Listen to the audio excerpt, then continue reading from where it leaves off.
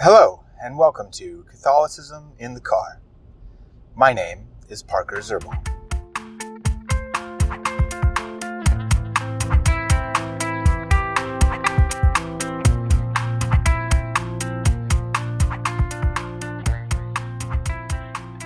I want to talk about the Eucharistic Revival that's going on in the Catholic Church in the United States.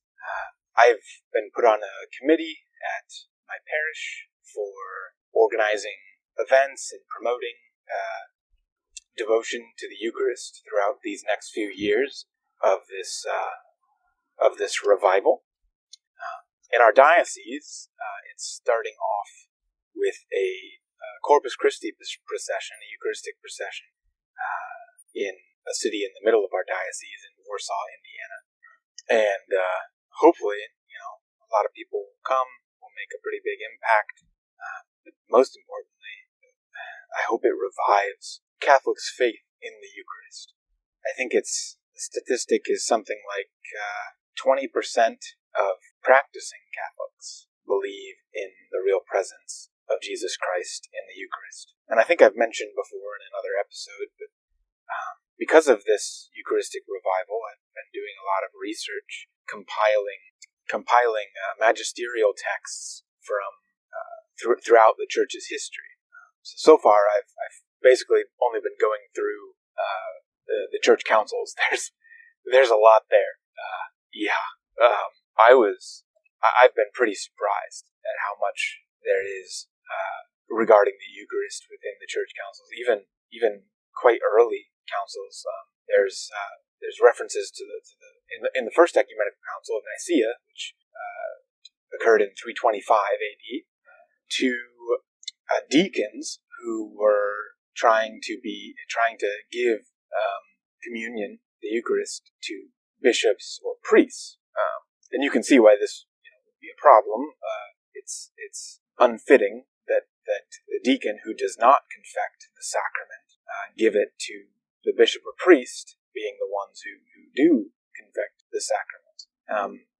And I want to do some further research into that particular instance to get some more historical context on what was probably going on there. I think that would be fascinating. Right now, as I've said, I've just been compiling references to the Eucharist throughout the ecumenical councils, and also I did some cursory references. That's a hard word to say. In Scripture, I only have like a few of them throughout the Old Testament and New Testament, and I'm going to compile quite a few more. So the First Council, the Council of Nicaea, and then I think there were some references not explicitly to the Eucharist, but just to Jesus' humanity and how his human nature, he truly took upon flesh.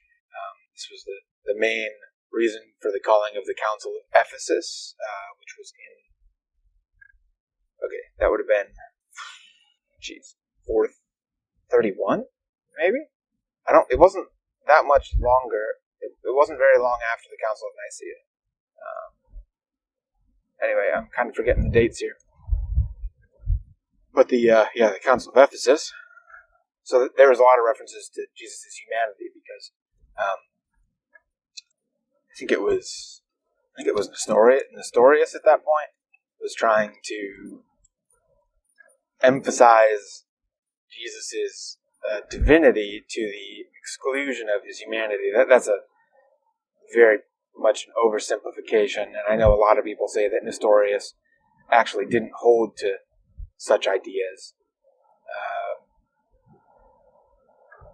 But it created the first schism in the Church with the Oriental Orthodox, many of them at least, the Coptics, those under the patriarchal see of St. Mark.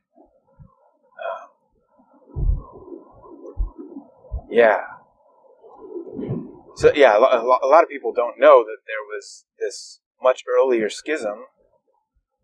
I believe it was after the Council of Ephesus. After the Council of Ephesus in 431, the schism that occurred and has not been healed since. Those Oriental Orthodox churches, they have, all of them have apostolic succession, they have valid sacraments, and really for the most part it seems like the theological issue has been rectified. But over the course of many years, there's also been a lot of anti-papal sentiments that have kind of crept into that sect, and so that makes union a little more difficult. On that note, I listened to an audiobook version of Pope Leo XIII's encyclical on church reunion, the reunion of the different sects of the church, and he starts off talking to the Orthodox. Starts off talking to the Orthodox in particular, and his paternal love for them and the desire for that unity. It was just beautiful. I was tearing up. I was mowing the lawn while I was listening to it, and I couldn't help but tear up.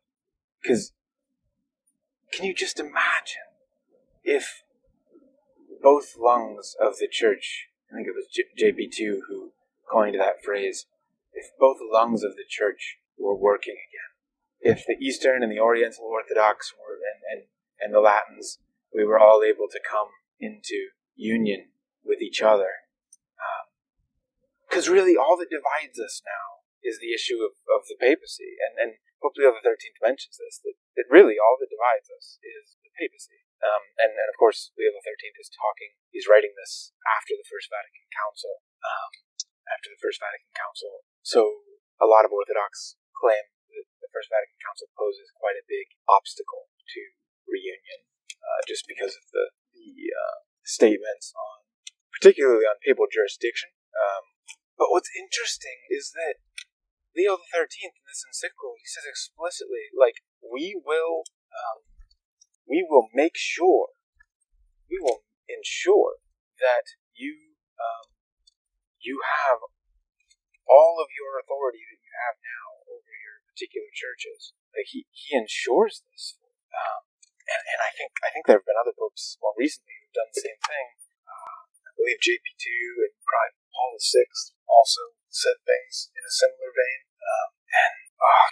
I pray so much that union be able to come about. And any Orthodox or any Eastern or Oriental Orthodox listening to this, I beg you for your prayers for the unity of the church, that we can unite our prayers for that, because Jesus wished that we be one. He wished that we be one. And I pray that may come to fruition once again, that the schism that's happened with the Oriental Orthodox for the last 1,500 years may be healed, and the schism with the Eastern Orthodox, which most people go back to 1054 as the initial date of the schism, but I would say it's probably 1204, really, when the Roman Crusaders, the Latin Crusaders, sacked the city of Constantinople. It was a horrible, horrible grievance, which the Church has duly apologized for, and I hope that those things do not cause a barrier to unity anymore. That we can really just focus on the issue of papal authority now, and hopefully things can be healed. Okay, thank you.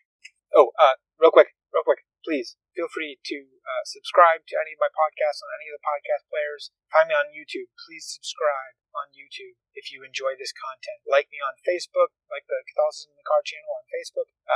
Twitter, Instagram, we're all there. Catholicism in the Car. Find us.